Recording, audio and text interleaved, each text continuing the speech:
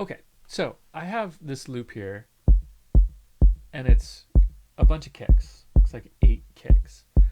Now, this is a concept that I'll confess that I never really understood session view until someone did this. And it's a simple thing, but when they did it, I was like, oh, now I see the power of session view. So check it out. I'm going to pop this loop into one of my audio tracks right here. Okay. Now, I can loop this. In fact, by default, it looks like Live warped it correctly. Everything down in our clip view is going to be the same as session view, or the same as arrangement view. So it looks like it's warped correctly. Looping is turned on by default. I can hit play and it's going to loop. Except this track is muted. Okay, it's conforming to my tempo of 160, which I guess is fine. Now here's what's interesting.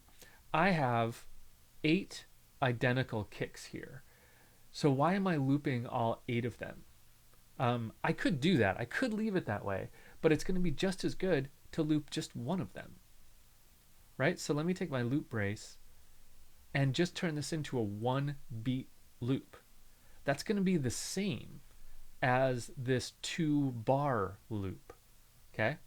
So this is looping 2 bars, and I know that because we see here 1, 1.2, 1.3, 1.4. That's bar 1, beat 1, bar 1, beat 2, bar 1, beat 3, bar 1, beat 4. And then here we have bar 2, beat 1, bar 2, beat 2, bar 2, beat 3, bar 2, beat 4. Okay, so that's 2 full bars. But I could loop just this one beat and it's basically going to sound exactly the same. Right? Now I have this short little loop. It's like I took a record that was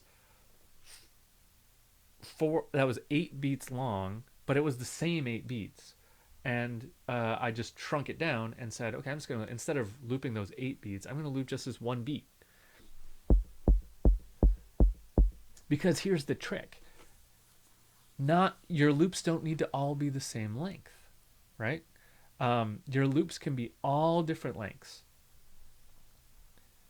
So I could make this an 8th note loop if I wanted to. So now it's going to go twice as fast, right? So if I want this to happen on the downbeat and just thump, thump, thump, thump, thump, I could do it as a 1-bar loop and it's just going to go on forever. It's a simple thing, but it makes you think about the clip a little bit differently, right? When we're over here in session view. Because now I just have this 1-beat loop.